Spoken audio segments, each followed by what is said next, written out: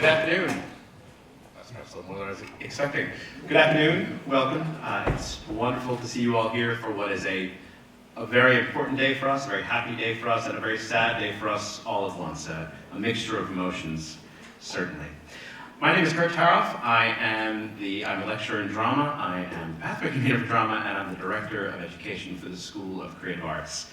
I arrived in Belfast about 8.5 years ago now as the lecturer who knows nothing about Irish drama.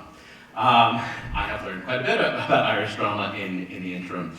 And while I did know a bit about Brian Friel before getting here, it has been a great joy to learn a great deal more about Friel over the last 8 years, including seeing a number of the works produced, having conversations with colleagues about his obvious importance and significance, and to see how much a part of the life of Northern Ireland, of Belfast, and certainly of the drama department at Queen's Brian Friel really is.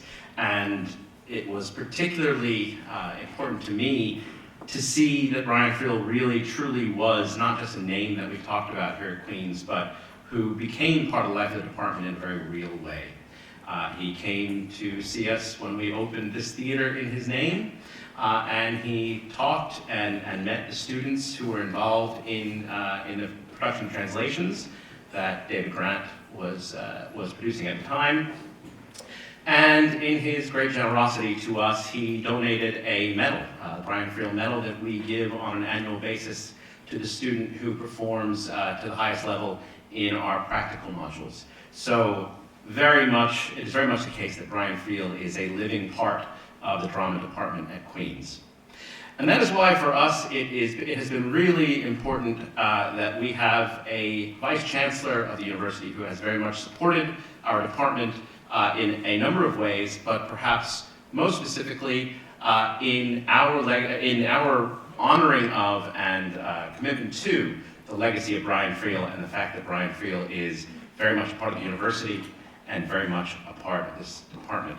And of course, he is very happy to take part in our ceremony today, and it is my great privilege to introduce the Vice Chancellor of Queen's University Belfast, Professor Patrick Johnson.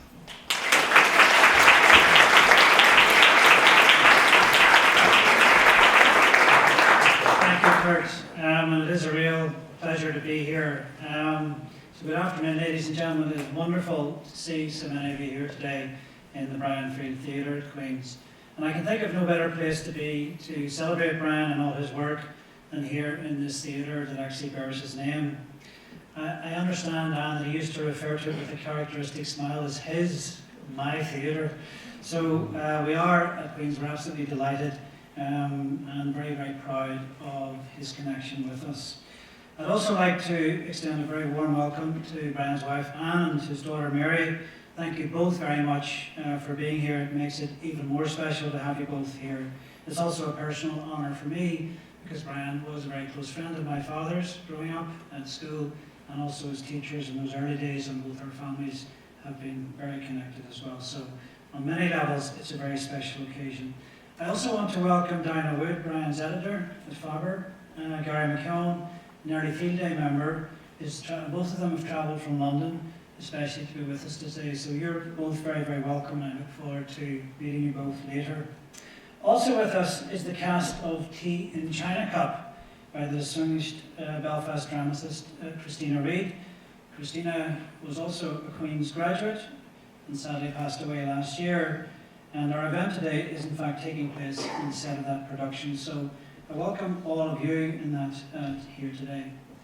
Well, we all know that Brian was a very private man, and he doubtless would have raised more than a quizzical eyebrow at the very fact we were even doing this, or even the idea of it.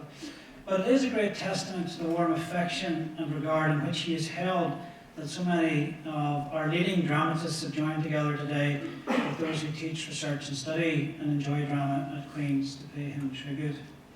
He was undoubtedly one of the greatest playwrights of his generation. His work was and will continue to be performed across the globe. He was a quiet man who shunned the limelight. He made his statements on the stage and let his plays speak for themselves. He once commented on his plays that it's not the literal past or the facts of history that shape us, He said, "It's the images of the past embodied in language," and that is exactly what his plays did. Whether Philadelphia, Here I Come, Faith Healer, Lovers, The Freedom of the City, Translations, Dancing at Lunasa, all of his plays brought that embodiment into language. One of the characters in his 1998 play, Give Me Your Answer Do, was an agent seeking to purchase a writer's archive for an American university. Significantly and importantly, Brian was careful to ensure that his own papers remained in Ireland in the National Library in Dublin, demonstrating his concern for local theatre scholarship now and for the future.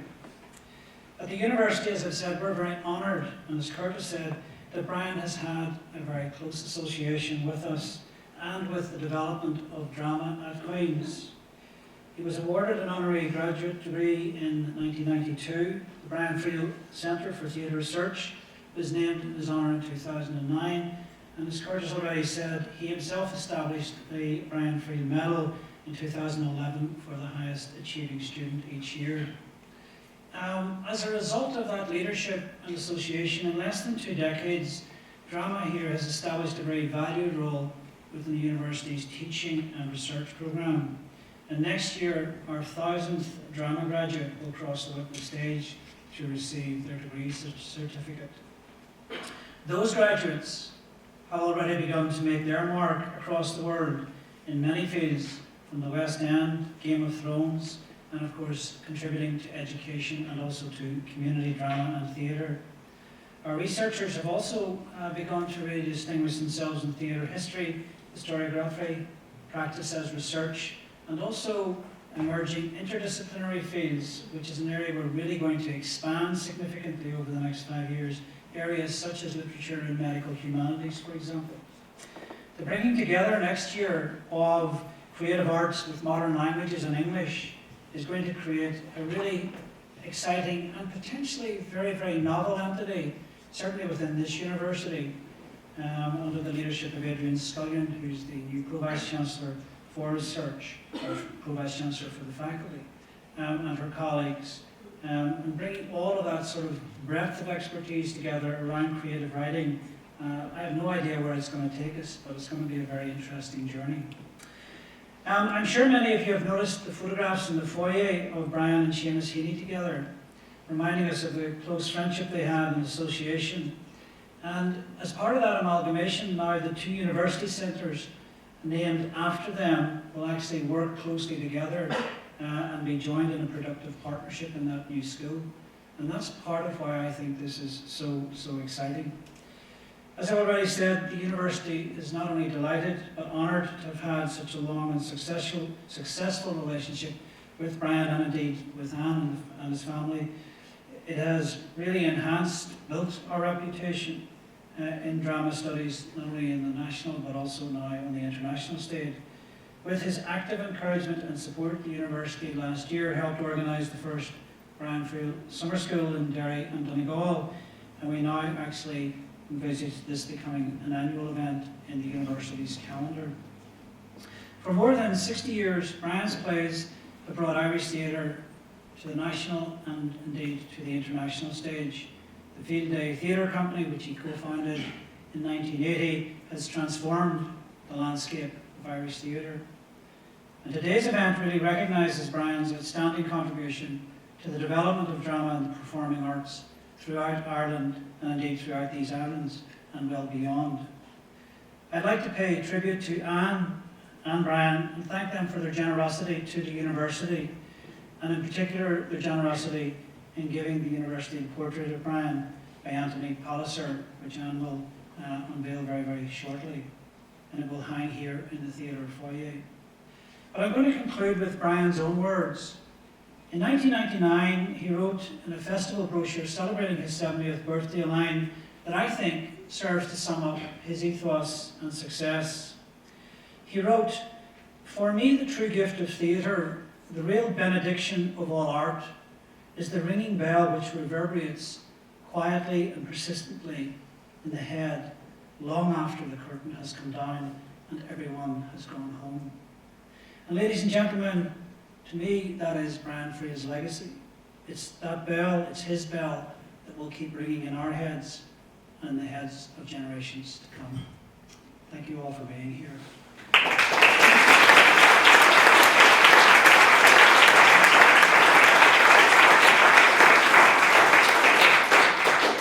And can I now ask you to come forward to unveil Brian's portrait on the stage here? I think you're going to take Anne over.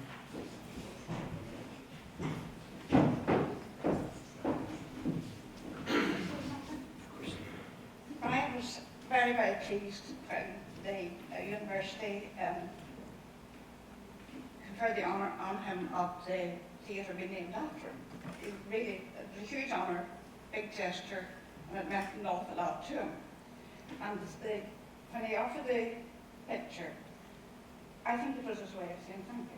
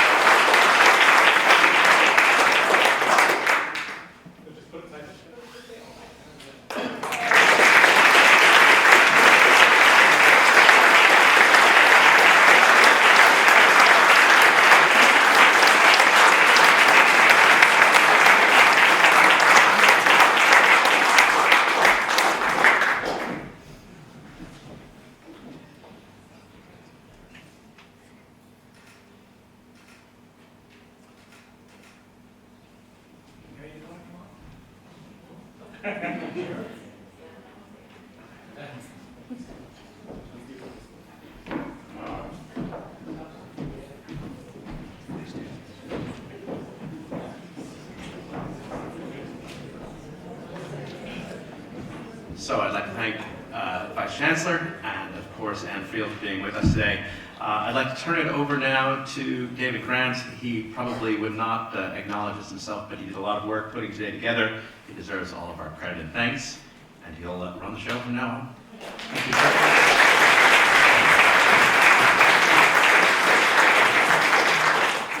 Thank you, Vice Chancellor. Thank you, Kurt. Thank you so much, Anne. I remember you saying to me that the Abbey had one, the Lyric had one, the Gate had one, so we should have one. So it's nice to have stopped there in that illustrious company with this very special portrait. It's been a great privilege to have been able to prepare this event in memory of Brian Friel. And as many of you will know, Brian's plays have a lot to say about memory. This afternoon's programme has been shaped by two main ideas. A suggestion by Owen McCafferty that Belfast's playwrights would welcome the chance to pay their own tribute to Brian by reading extracts from his work, and the desire to share some of the enthusiasm for Brian's work generated last year in the Brian Friel Summer School that Vice Chancellor referred to, that we organised to coincide with the first Lumsa International Friel Festival. And it was great that Brian took such a close personal interest in both those events, in their planning and in their operation. So I want to begin with by asking Owen McCafferty to play the role of St. Columba from Brian's 1962 play, The Enemy Within, and he'll be followed by Maggie Cronin, herself dancing at Lumsa West End veteran, with The Blind Molly Sweeney, one of the plays we studied during the summer school. Thank you, Owen. Messenger, let me tell you a story. Once upon a time there was a monk whose father was one of the rulers of Tyrconnell and whose mother was descended from the kings of Leinster. With the result, he had cousins and uncles and nephews all over the country. And every time these cousins or uncles or nephews got into a brawl, and that was very often, the first thing they would say was, "Send for our kinsman, the monk. He will settle this. He will see that mine is the good cause."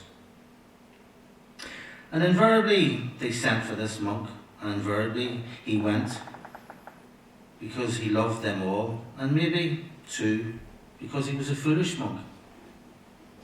Anyhow, during his life, he got himself involved in a dozen small rows and in 2 battles. Battles in which many people were killed. But at last this monk got sense. No credit to him, messenger. Because by this time he was quite old, and it was as much as he could do to say his prayers and look after his communities and visit his monasteries. Before the altar of God, 7 years ago, when he returned to his exile after the Battle of Korea, he took a vow never to become embroiled in bloody conflict again. And although he has been tempted to break that vow on many occasions since, although every native instinct and inclination towards him to go to the aid of his friends, he kept his vow by the grace of God for these 7 years. Had you a good crossing? As for myself, if I had any hope, I suppose it was that neither Frank nor Mr. Rice would be too disappointed because it had all become so important for them. No, that's not accurate either. Yes, I did want to see. For God's sake, of course, I wanted to see. But that wasn't an expectation, not even a mad hope. If it was a phantom desire, a fantasy in my head, it was this. That perhaps by some means I might be afforded a brief excursion to this land of vision, not to live there, just to visit. And during my stay to devour it again and again with greedy, ravenous eyes, to gorge on all those luminous sights and wonderful spectacles until I knew every detail intimately and utterly. Every ocean, every leaf, every field, every star, every tiny flower, and then, oh yes, then to return home to my own world with all that rare understanding within me, forever. No, that wasn't even a phantom desire, that was just a stupid fantasy. And it came into my head again when that poor nurse was trying to pretty me for Mr. Rice. And I thought to myself, it's like being back at school and getting dressed up for the annual excursion. When Mr. Rice did arrive, even before he touched me, I knew by his quick, shallow breathing that he was far more nervous than I was. And then, as he took off the bandages, his hands trembled and fumbled. "There we are," he said. "All off. How does that feel?" "Fine," I said, even though I felt nothing. "Were all the bandages off?" "Now, Molly, in your own time, tell me what you see." "Nothing. Nothing at all." And then, out of the void, a blur, a haze, a body of mist, a confusion of light, colour, movement. But it had no meaning.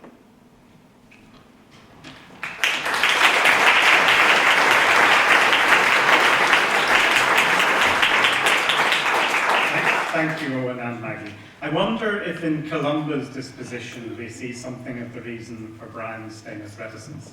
As anyone who was ever reckless enough to ask him for an interview will know, he had the nicest way of saying no. Because as he has Janacek explain in his play performances, we'd be far better listening to the work itself. And the work itself was very much at the heart of last year's summer school, including sessions on Friel's Women, led by Brenda Winter, and Friel in Memory, led by Mark Phelan, a theme that runs through so much of Friel's work. With the memory theme in mind, Tim Lone will now read Eamon's response in Aristocrats to the web of mythology that has grown up around the O'Donnell family of Ballybeg Hall, and which has so confused the visiting Professor Hoffman, who hopes to write their history. After which Rosemary Jenkinson will recall the response of Daisy from Give Me Your Answer Do, as the Vice-Chancellor reminded us to a bid from an American university to acquire her writer husband's archive. Tim. And I've solved your problem. Your book. It has to be a fiction. A romantic fiction. A great big blockbuster of a Gothic novel called Ballybeg Hall. From Supreme Court to Sausage Factory. 4 generations of a great Irish Catholic legal dynasty. The gripping saga of a family that lived its life in total isolation. In a gaunt Georgian house on top of a hill above the remote Donegal village of Ballybeg. A family without passion, without loyalty, without commitments, administering the law for everyone who happened to be in power, above all wars and famines and civil strife and political upheaval, ignored by its Protestant counterparts, isolated from the mere Irish, existing only in its own concept of itself, brushing against reality occasionally by its cultivation of artists, but tough, oh yes, tough, resilient, tenacious, and with one enormous talent for, agreed for, survival. Don't for a second underestimate them. What do you think? A bit turgid. Yes, I can see that. Yeah, but the romantic possibilities are there. Oh yes, by God. Mother, for example. Make Mother central. Yes, I have pieties too. She was an actress. Did you know that? No, you didn't. No, that little detail was absorbed into the great silence. Yes, travelling around the country with the Charles Doran Company, spotted by the judge in the lounge of the railway hotel, and within 5 days decently wed and ensconced in the hall here, and bugger poor old Charles Doran, who had to face the rest of rural Ireland without a calling bone. An a raving beauty by all accounts. No sooner did Yeats clap eyes on her than a sonnet burst from him. That I may know the beauty of that form. I must rattle it off for you there. Oh, terrific stuff. Oh, and O'Casey. Haven't they told you that one? Poor O'Casey out there, one day pleutering after at tennis balls and spouting about the working man when she appeared in the doorway in there. And the poor creature made such a ramstam to get out to her that he tripped over the Pope, or Plato, or Shirley Temple, or somebody, and smashed his bloody glasses. The more you think of it, all those calamities, Chesterton's ribs, Hopkins's hand, O'Casey's old specs, the county council should put up a sign outside that room. Accident, black spot, shouldn't they? Between ourselves, it's a very dangerous house, Professor.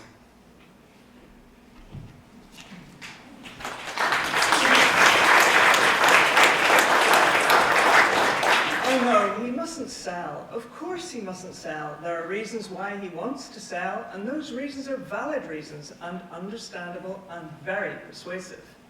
Escape from the tyranny of those daily bills and the quick liberation that would offer.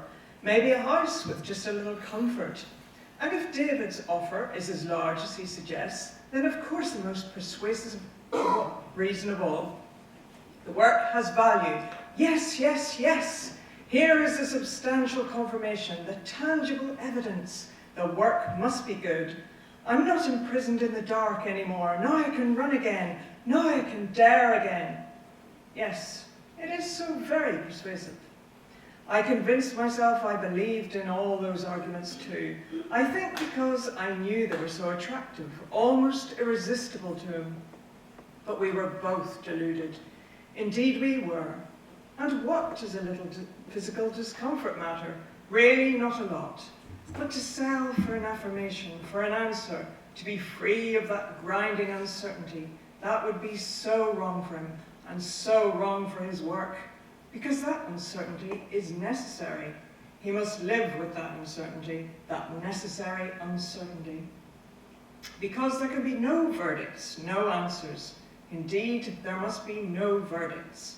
Because being alive is the postponement of verdicts, isn't it? Because verdicts are provided only when it's all over, all concluded. Of course he mustn't sell. And now, I'm going to pour myself a little gin. And only half an hour ago, I made a secret vow to give up gin forever and ever, and to switch to health-giving red wine. But there you are, the road to hell, touch of a slut. And so we stagger on to the necessary uncertainty.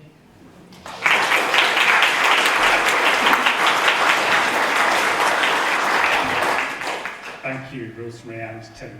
That necessary uncertainty of life being in the balance is very evident in our next play, Lovers. Let's hear first from Martina McAfee, one of our summer school students, with Mag from Winners, the teenager whose whole life seems to stretch before her, but whom Friel's narrators let us know is enjoying her last day alive. This will be followed by Frankie McCafferty as Andy from Losers, recalling an encounter with his formidable mother-in-law. Everything's so still. That's what I love.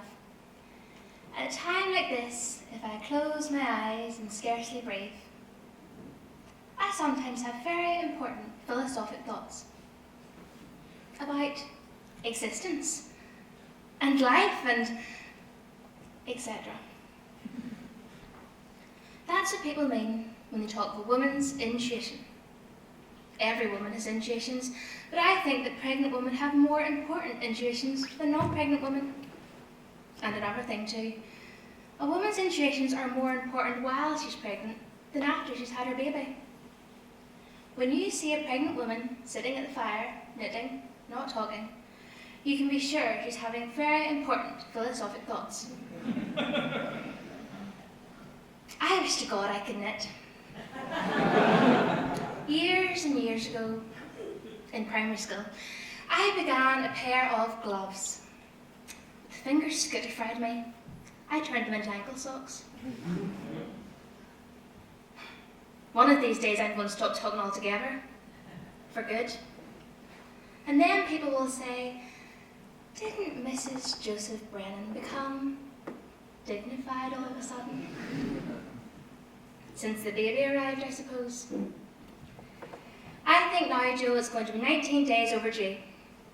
And in desperation, they'll bring me into the hospital and put me on the treadmill. That's a new yoke they have to bring on labour. Joan told me about it. An aunt of a second cousin of hers was on it non-stop for 13 hours. They keep you climbing up this big wheel that keeps giving way under you. Just like the slaves in the olden times. After the baby's born, they'll keep it in an oxygen tin for a fortnight. When we get it home, it'll have to be fed with an eyedropper every 49 minutes. We'll get no sleep at all, and my God, you won't get asthma like your father when you get old, will you?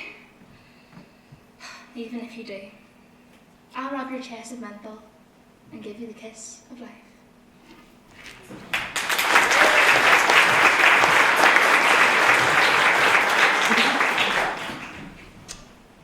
And then there was the rosary caper. Well, I mean to say, a man has to draw the line somewhere. Oh no, says I. We may have to stay together of necessity, says I, but by God, it won't be because we pray together. And that settled that.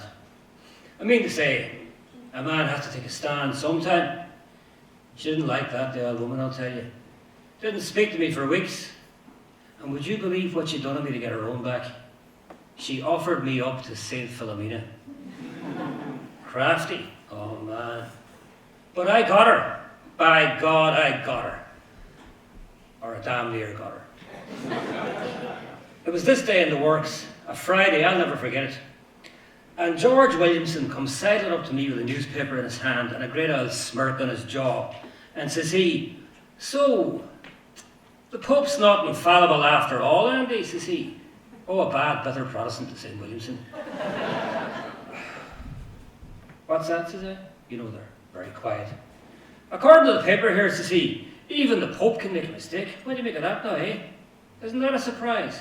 And he hands me the paper. So, I pulls out the glasses, very calm, and puts them on, and takes the paper from him and looks at it. And through his Christ, when I seen it, you could have tipped me over, it was that weak. Like for 5 seconds, I couldn't even speak with excitement, only the heart thumping like bloody hell in my chest. For there it was in black and white before my very eyes, the saint that never was.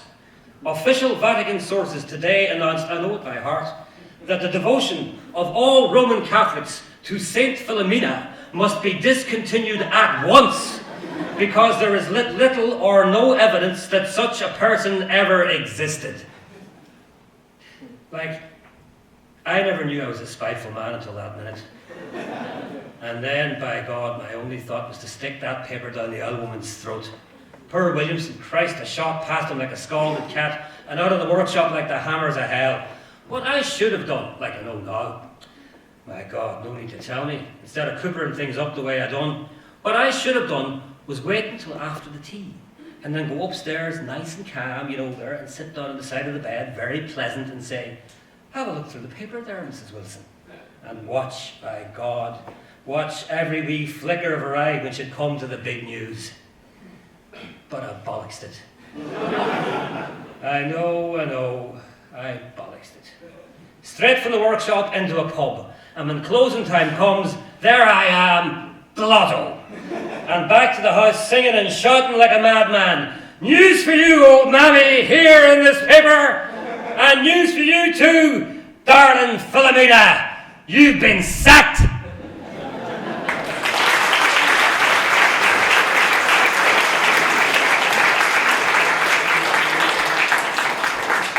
Thanks to Frankie for praising his performance as Andy, which was part of Sean Doran's Lunasa Festival last August.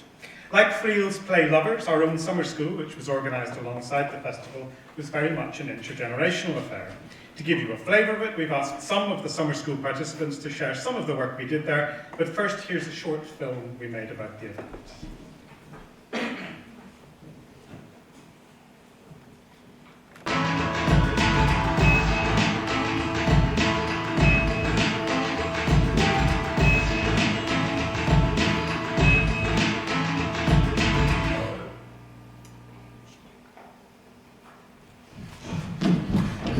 Oh my God! That lever Constantine nearly killed me! I could scarcely keep up with you.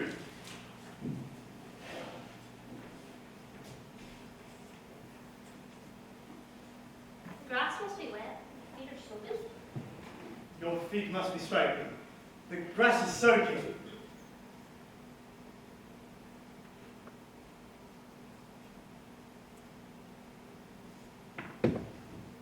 Lieutenant George. Don't call me that. I never think of myself as a lieutenant. What? What? Sorry. George. Moya. Yes, I know you're Moya. Of course I know you're Moya. I mean, I've been watching you, night and day for the past... What? What? Sorry. Moya. George. Moya and George. Say anything at all. I love the sound of your speech. Sorry. Every morning, I see you feeding brown hens and giving meal to black calf. Oh my God. George. Water. Water. Water! Oh yes, water! Splendid. Very good. Fire. Fire, indeed. Wonderful. Fire. Splendid. Yes, go on. Earth. F.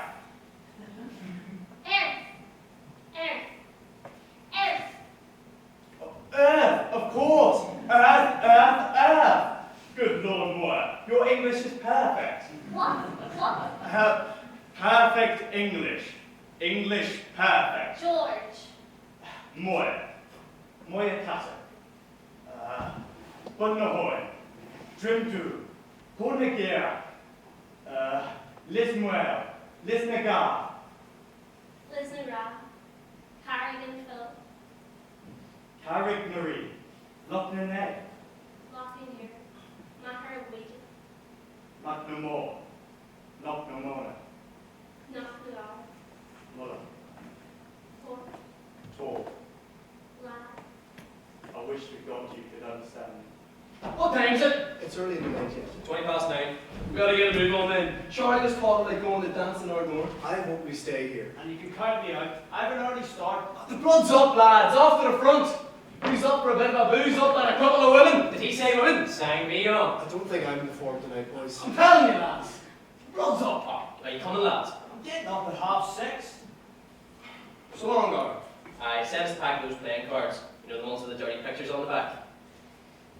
Listen, by the way, guard, since I'll not be seeing you for a while. Here, whoa, what are you? At least wait till there's some women about. Shut up! Listen, if any of them Yankee Scots try to beat me some dark night, well, there's There's a bloody big belt on it. Big buckle. Many's a got to he's skilled with that. Aye, safe enough, lads. He's braces on as well. Thanks, Ned. Thanks. Damn it, I have nothing for you, Gar. Are we for the sandbags or are we not? We'll make out all right. Over there. How about I know, look at his eyes. Christ, if there's one git I hate, it's you! Blood's up. Oh my God, when he gets on like that, the blood's up all right. Here, Ned, wait for me! send us a card sometimes, Gar? Eh? Surely, Joe. Lucky bloody man. I wish I was you. There's nothing stopping you, is there? Only that the mammy planted sycamore trees last year. She says I can't go till they're tall enough to shelter the house. You're stuck for another couple of days then. Way off you, man, way off you. Good luck, Gar. The rights. Bloody ignorant rights, you've always known it. And don't you pretend you're surprised, because you're not. Joe and Tom and big, thick, generous Ned. No one will ever know the fun that there was. For there was fun. Fun and laughing. Foolish, silly fun and foolish, silly laughing. But what it was all about, you can't remember now, can you? Just the memory of it. That's all there is now. Just the memory. And even now, even so soon, it is being distilled of all of its coarseness, and what's left is going to be precious. Precious gold. Hello, Gar. Kate! Gar? Talk! What are you doing here? I hear you're off to America. First thing in the morning. You wouldn't think of calling to say goodbye to your friends, I suppose. I was going to, but Be careful. it went clean out of my mind. You know how it is, getting ready. I understand, Gar. She's a married woman, you bugger. Philadelphia. Yes, Trina, isn't it? that's right. A sister of mother's. And you're going to work in a hotel. You know as much about it as I do. You know Ballybeg, small town. I'll probably go to night school as well, you know. At night. Brilliant. So do well, Gar. Make a lot of money and come back here and buy the whole village. Very likely. Well, that's my plan anyhow. Kate. Catholic. I'll come home and make my first million, driving a Cadillac and smoking cigars and taking movie films. I hope you're very happy there. And they'd like to be good to you. I'll make sure life's good to me from now on. Your father will miss you. That's his lookout. Do you know something? If I had to spend another week in Ballybeg, I'd go off my bloody head. Shh. There's nothing about Ballybeg that I don't know already.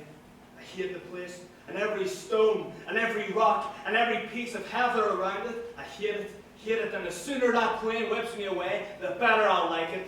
Isn't this how you sound, You're stuck here. What else can you say? That's enough now. And you'll die here. But I'm not stuck. I'm free.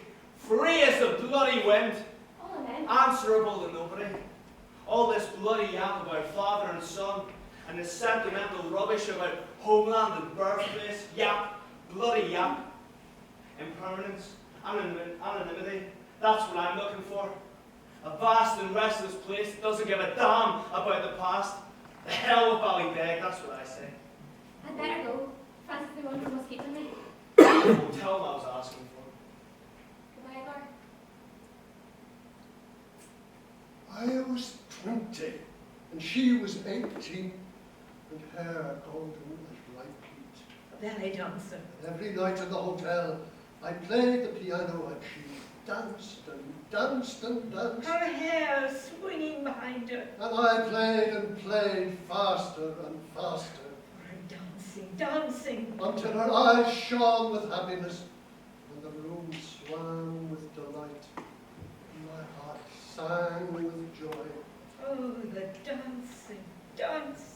And during the day we walked across the moors, Hand in hand, and kissed and loved and ran and danced, across the windy moors. because my prize was a young prize, with hair golden as ripe wheat, and there was music in my ears, throbbing, heady, godly music, Away, away, to the end of the promontory, where we kissed and danced and loved. poised above the waves. And then, then one day, running before me, calling to me, she slipped.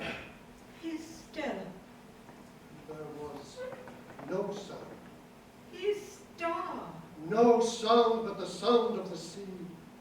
And for 9 days they searched, Probing with long poles, but they never found her. his dancing bride. But I, being poor, have only my dreams. I have spread my dreams under your feet. Tread softly, because you tread on my dreams.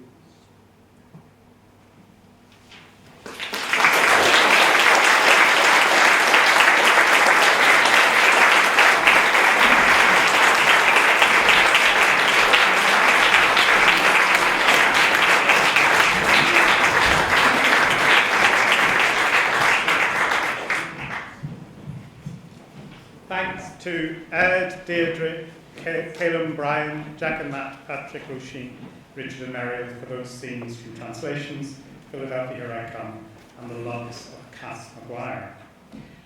Cass Maguire was of course one of Friel's earliest female protagonists, so who better to bring her to life than the convener of the Friel's Women Workshop during the summer school, Brenda Winter, who will be followed by another summer school participant, Michelle Young, with Maggie from Dancing at Windsor. You know the story, Alice, about the Irish kid comes over to the States Sea, and after 3 months, he writes back to his folks, I've been made floor manager of this store. This is a feather in my cap. And the folks back home, they're thrilled to see it, even though there's no dough in the envelope. And 3 months later, he writes again. I've been made manager of the whole plant. This is a feather in my cap again. No dough. But the folks is pleased for him to see. And 3 months later, another letter. I've been made president of the company. This is a feather in my cap. But again, no dough. But the folks is pleased for him to see. You haven't heard the punchline yet. What the hell are you laughing at?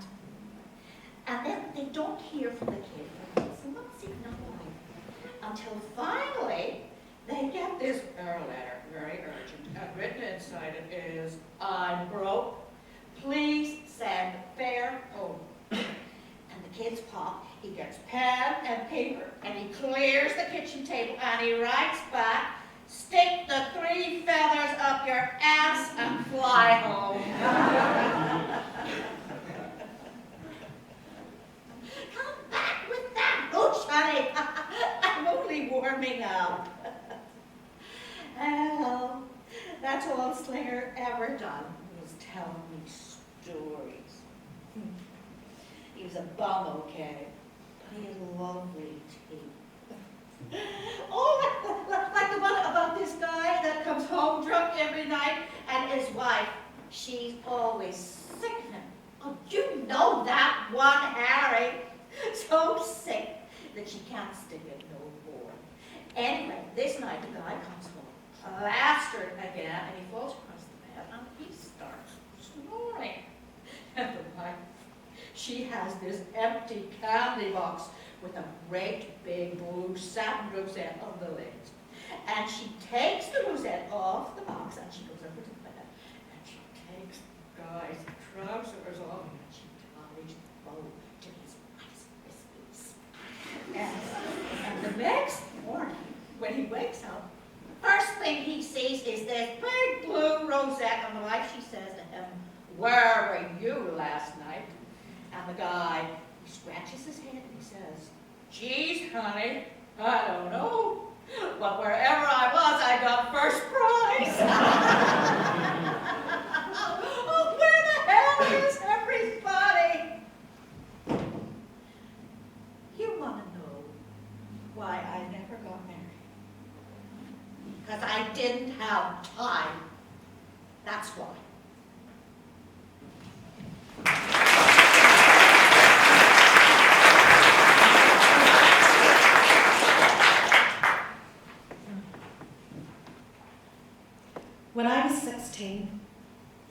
were slipping out one Sunday night. It was this time of year, the beginning of August, and Bernie and I met at the gate of the workhouse, and the pair of us off to a dance in Archthrow. I was being pestered by a fellow called Tim Carlin at the time, but it was really Brian McGuinness that I was keen on. Remember Brian with the white hands and the longest eyelashes you ever saw? But of course he was crazy about Bernie. Anyhow, the two boys took us on the bar of their bikes, and off the four of us headed to Archthrow, 15 miles each way. Daddy had known, rest in peace. At the end of the night, there was a competition for the best military two-step, and it was down to 3 couples. The local pair from Archthrow, we, Timmy and myself, he was just up to there now, and Brian and Bernie.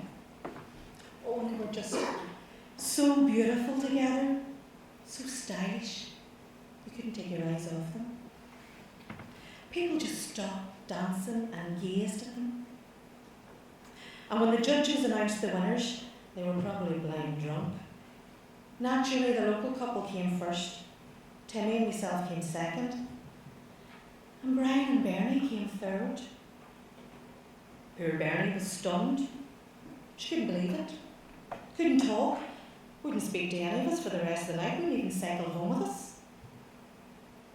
She was right too. They should have won. They were beautiful together. And that's the last time I saw Brian McGuinness. Remember Brian with the next thing I heard, he left for Australia. She was right to be angry, Bernie. I knew it wasn't fair. It wasn't fair at all. I mean, they must have been blind drunk, those judges, whoever they were.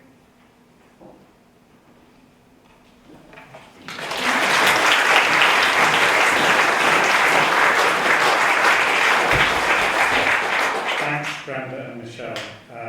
As the scenes from the summer school showed, Brian's stagecraft was consistently inventive. The embodied thoughts of Private Gar and the bilingual love scene from Translations both demonstrate the expressive power of movement over language, an idea, of course, right at the heart of Dancing at Jinsa. Gary McKeown will now read Michael's celebrated last speech from Dancing at Jinsa, followed by Dan Gordon with Hugh O'Neill from the ironically entitled Making History.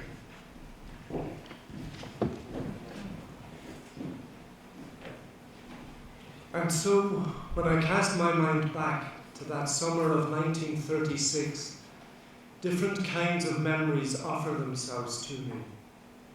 But there is one memory of that lunacy time that visits me most often. And what fascinates me about that memory is that it owes nothing to fact. In that memory, atmosphere is more real than incident. In that memory, atmosphere is more real than incident, and everything is simultaneously actual and illusory. In that memory too, the air is nostalgic with the music of the 30s. It drifts in from somewhere far away, a mirage of sound, a dream music that is both heard and imagined, that seems to be both itself and its own echo. A sound so alluring and so mesmeric that the afternoon is bewitched, maybe haunted by it. And what is so strange about that memory is that everybody seems to be floating on those sweet sounds, moving rhythmically, languorously, in complete isolation, responding more to the mood of the music than to its beat. When I remember it, I think of it as dancing. Dancing with eyes half closed because to open them would break the spell. Dancing as if language had surrendered to movement. As if this ritual this wordless ceremony was now the way to speak, to whisper private and sacred things, to be in touch with some otherness. Dancing as if the very heart of life and all its hopes might be found in those assuaging notes and those hushed rhythms, and in those silent and hypnotic movements. Dancing as if language no longer existed, because words no longer mattered.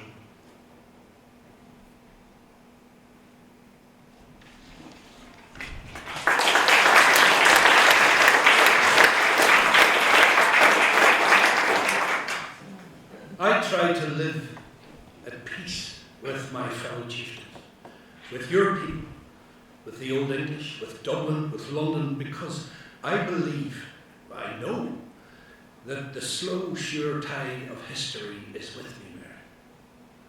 All I have to do is just sit and wait. And then a situation like this arises, and how am I to conduct myself? Do I keep the faith with my oldest friend and ally, Maguire, and indeed with the Gaelic civilization that he personified? Or do I march alongside the forces of Her Majesty? I have marched with them before, Mary. You didn't know that? Oh yes. I've trotted behind the Tudors on several occasions against the native rebels. I've even fought alongside our Henry in one little skirmish, years and years ago, when you and Mabel were still playing with your dolls. Oh yes, that's a detail our analysts in their wisdom choose to overlook. Perhaps because they believe, like Peter Lombard, that art has precedence over accuracy. I'm beginning to wonder, should we trust historians at all? Anyhow, back to Maguire and my dilemma. I'll be very direct. Do I grasp the Queen's Marshal's hand, or do I grip the hand of the Fermanagh rebel, and thereby bear public and imprudent witness to a way of life that my blood comprehends and indeed loves, and that is as old as the Book of Ruth? My dilemma. Help me, Mary. Which hand do I grasp? Because either way I make an enemy. Either way I interfere with that slow, sure tide of history. No, that's unfair. I mustn't embarrass you. Let's put it another way. Which choice would history approve? Or to use the Archbishop's language, if the future historian had a choice of my two alternatives, which would he prefer for his acceptable narrative? Tell me.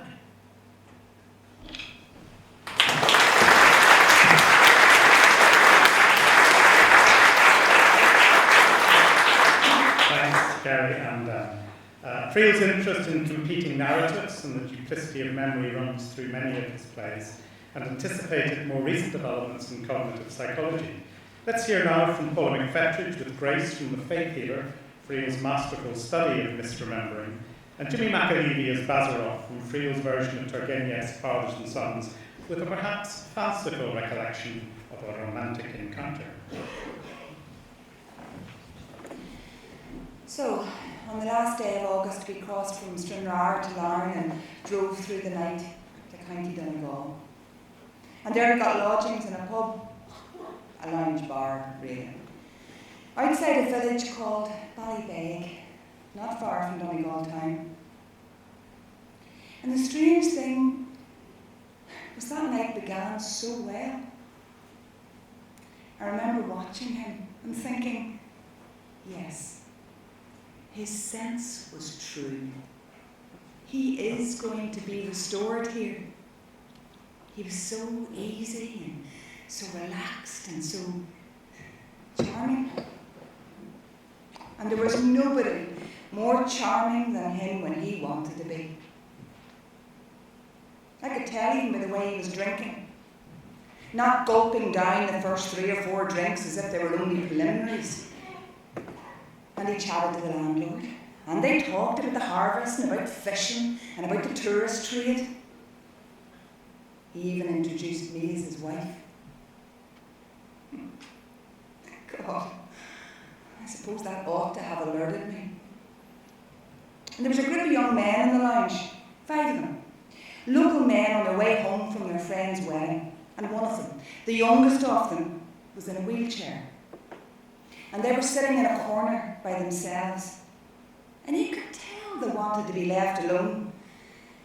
And when I saw him go over to them, I had a second of unease.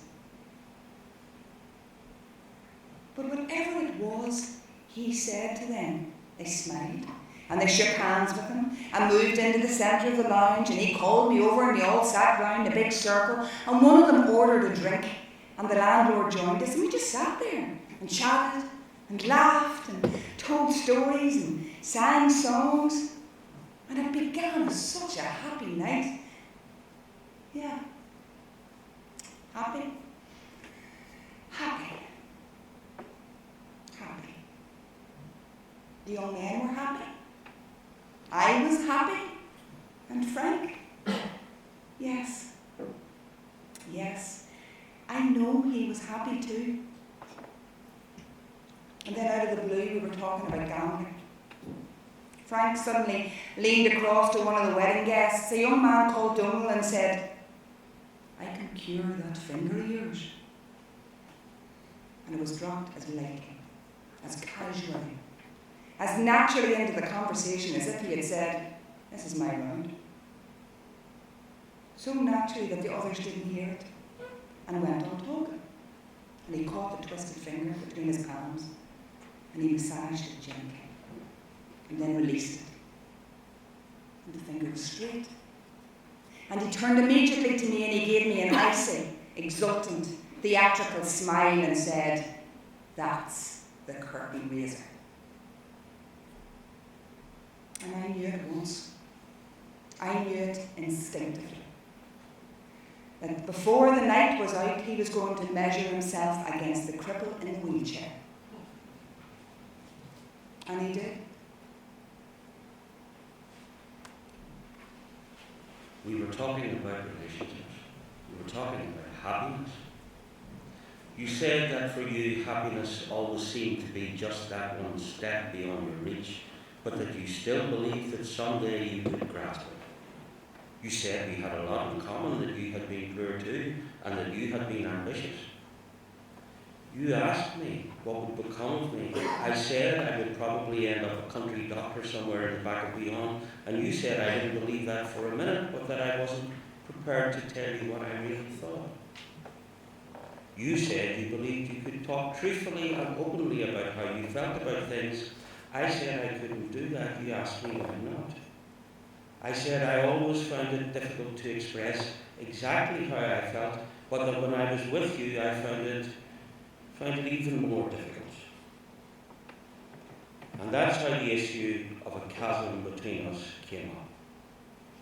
And how that chasm inhibited us, well, inhibited me. Because at the point when Katia and Arcady joined us, I was about to say that chasm had prevented me from saying to you what I have wanted to say to you for weeks. That I have wanted to say to you ever since that very first day when we met here, away back last May, just after I came from St. Petersburg. That I'm mad about you, Alice Caitlin. Hopelessly, insanely, passionately, extravagantly, madly in love to you. Yes, I am. You know I am. I can't eat, I can't sleep, I can't study. I'm obsessed with you. I'm besotted by you. Let me kiss you, Anna. Please. Please let me kiss you.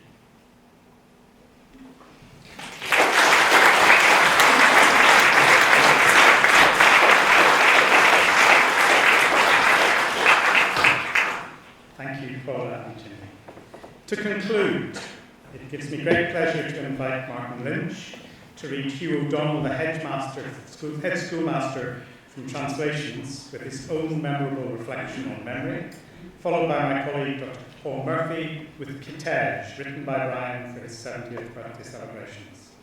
May it serve now as a fitting epitaph and reminder of Brian's fascination for Russian literature and his own towering creative legacy. Martin and Paul, thank you. To remember everything is a form of madness.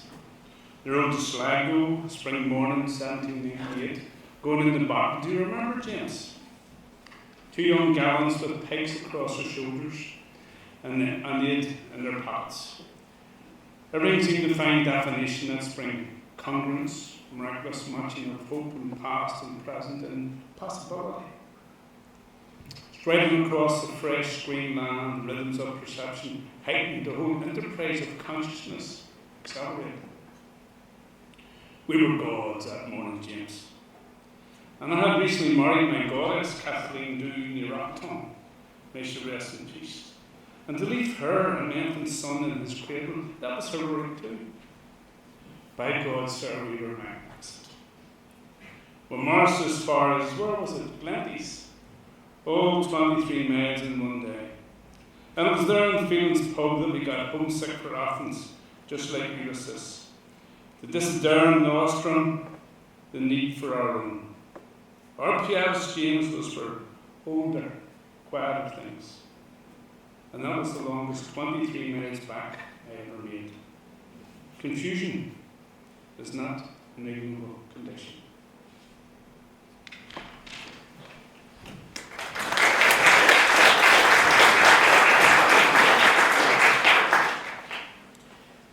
There is a Russian folktale about a mythical town called Kitej. The story goes that when Kitej sensed that marauders were approaching, it encased itself in a mist and shrank into it and vanished from sight. But even as it disappeared, even after it had disappeared, the church bell never stopped ringing and could be heard through the mist and over the whole countryside. I suppose, like all folk tales, this story can be interpreted in whatever way your needs require. But for me, the true gift of theatre, the real benediction of all art, is the ringing bell which reverberates quietly and persistently in the head long after the curtain has come down and the audience has gone home. Because until the marauders withdraw and the fog lifts, that sacred song is the only momentary stay we have against confusion. Got a kid in the microphone. Sunshiri Anumso.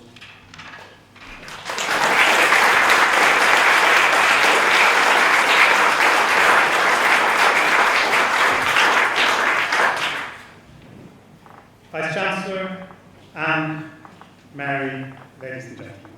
That concludes our programme in honour of Brian Friel today. Our ever-inventive production manager, Ross McDade, thanks to he and Ray Tumulty for guiding us through all the technical aspects of today's performance, has managed to project an image of Anthony Palliser's portrait in the place above the theatre entrance, where it will hang as a lasting reminder of today's event.